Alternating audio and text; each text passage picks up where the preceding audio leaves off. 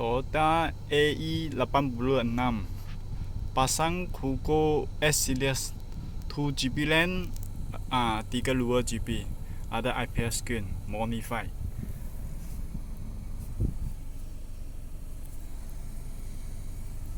Semua inci, radio, file dalam, West YouTube, setting 48,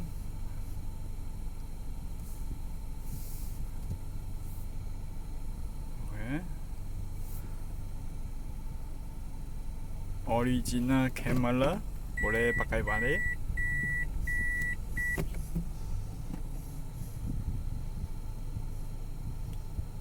File manager, EQ, USB socket 2. Okay, thank you. One piece.